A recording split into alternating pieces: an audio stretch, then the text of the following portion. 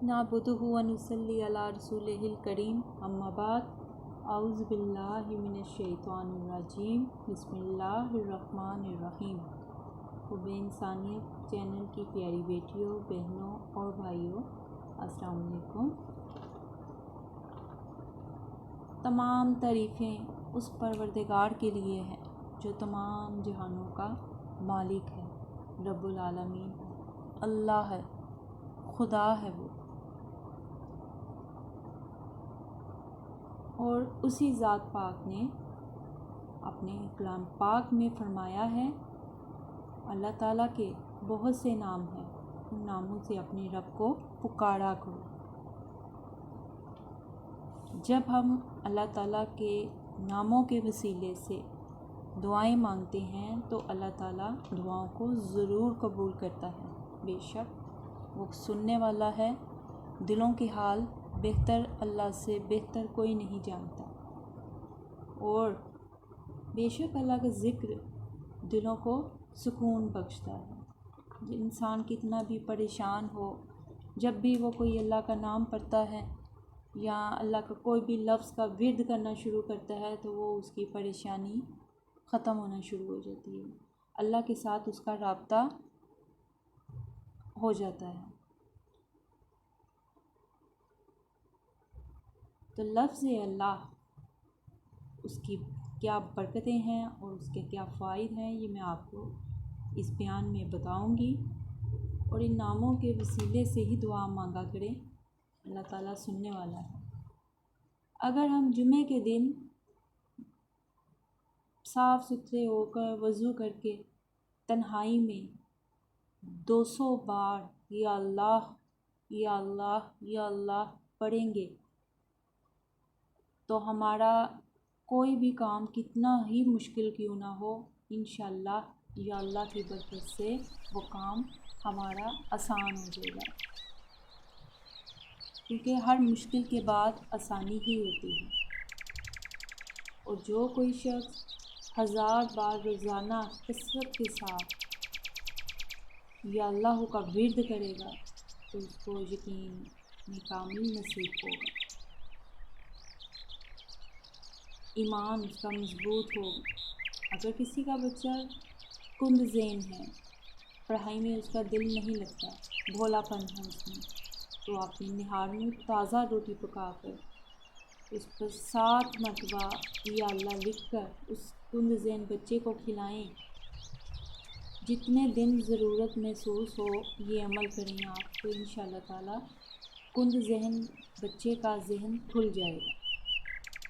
بڑا ہی مجرب عمل ہے، اور اگر کسی شخص کو سینے میں درد، کمر میں درد یا پسلی میں درد ہو رہی ہو تو دوسرا شخص باوضو ہو کر درد کی جگہ پر 7 مرتبہ یا اللہ انگلی سے لکھے اور دن میں 7 دفعہ اس عمل کو کرے تو وہ انشاءاللہ درد ختم ہو جائے گا۔ بہت پاورفل یہ عمل ہے، یہ اسم اعظم ہے، اور اس کو کثرت سے پڑھنے والا روشن ضمیر ہو جاتا ہے، اس کی دعائیں قبول ہونا شروع ہو جاتی ہیں۔ جو کوئی روزانہ 1000 مرتبہ پڑھے گا تو اللہ اس سے راضی ہو جاتا ہے۔ اور ہر وقت نماز جب ہم پڑھتے ہیں تو نماز کے ساتھ جب نماز سے فارغ ہو جاتے ہیں تو 100 دفعہ ہم یا اللہ اگر پڑھنے کا معمول بنا لیں تو انشاءاللہ صاحب باطن ہو جاتا ہے انسان، مرادیں پوری ہونا شروع ہو جاتی ہیں۔ اللہ کا ذکر ہمارے دل کو روشن کرتا ہے، جسے دل کی گھبراہٹ ہوتی ہے تو اسے چاہیے کہ وہ اپنے دل پر دایاں ہاتھ رکھ کر یا اللہ کثرت سے پڑھے، تو اس کو اس کے دل سے شفا ملے گی، سکون ہوگا اس کے دل کو، کیونکہ دعا مومن کا ہتھیار ہوتی ہے۔ جس طرح ایک مجاہد اپنے ہتھیار کو استعمال کر کے دشمن سے اپنا دفاع کرتا ہے، بالکل اسی طرح مومن کو جب کسی پریشانی، مصیبت اور آفت کا سامنا کرنا پڑتا ہے تو وہ فوراً دعا کے ہتھیار کا استعمال کرتے ہوئے اللہ ذوالجلال والاکرام کے بارگاہ میں اللہ کے ناموں کے وسیلے اپنے ہاتھ اٹھا لیتا ہے اور اپنی درخواست اللہ کی عدالت میں پیش کرتے ہوئے اپنا دکھڑا بیان کرتا ہے، تو اللہ تعالیٰ اس کی دعا کو قبول کر لیتا ہے۔ یہ ہماری خوش قسمتی ہے کہ ہم اللہ کو پکارتے ہیں تو وہ ہماری پکار سن لیتا ہے۔ سبحان اللہ، کتنا غفور الرحیم ہے۔ دعا نہ کرنا، ذکر و اذکار نہ کرنا اور اللہ سے نہ مانگنا حقیقت میں تکبر کی علامت ہے، اور جو بدقسمت لوگ ہوتے ہیں وہ عبادت نہیں کرتے، نیک لوگ ہی عبادت کرتے ہیں اور اپنی ہر ضرورت کو اللہ تعالیٰ سے دعا کر کے مانگتے ہیں کہ یا اللہ اگر اس معاملے میں آسانی ہے تو ہمارے لیے بہتر کر دے، اور اگر اس معاملے میں ہمارے لیے آسانی نہیں ہے تو اس معاملے سے بہتر ہمیں کچھ اچھا عطا کر، بے شک میرا رب ہر اچھے برے کا جاننے والا ہے۔ اللہ تعالیٰ فرماتے ہیں کہ مجھ سے مانگو، میں تمہاری دعاؤں کو قبول کروں گا، اور تکبر نہ کرو ورنہ تم خوار ہو کر جہنم میں ڈال دیے جاؤ گے۔ وہ بڑا بے نیاز داتا ہے، دینے والا ہے۔ جب بھی کوئی مسلمان اللہ تعالیٰ سے دعا کرتا ہے جس میں گناہ اور قطع رحمی نہ ہو، اللہ تعالیٰ اسے انعامات میں سے ایک عطا کرتا ہے، یا تو مانگنے والا جو وہ مانگ رہا ہے وہ فوراً اسے عطا کر دیتا ہے، یا پھر اس دعا کو اس کے لیے آخرت میں ذخیرہ کر دیا جاتا ہے، یا پھر دعا کرنے والے سے اس دعا کی بدولت اس جیسی برائی مٹا دی جاتی ہے۔ سبحان اللہ، سبحان اللہ، یعنی ہر صورت میں ہمارا ہی فائدہ ہوگا دعا مانگنے سے۔ اللہ اکبر۔ ہمارا پروردگار ہر رات جب اس کا آخری تہائی حصہ باقی رہ جاتا ہے تو وہ آسمانی دنیا پر نزول فرماتا ہے اور پوچھتا ہے کون ہے جو مجھ سے دعا کرے، میں اس کی دعا کو قبول کروں گا۔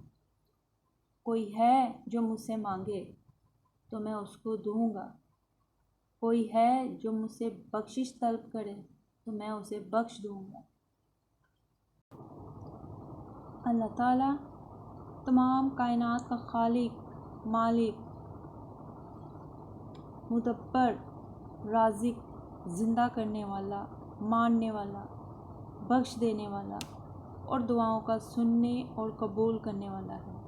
ہر انسان کو چاہیے کہ وہ اپنی حاجات و ضروریات، آفات و بلیات میں اسے ہی پکارے۔ وہ ہر لمحے اور ہر وقت دعا کو سنتا اور قبول کرتا ہے۔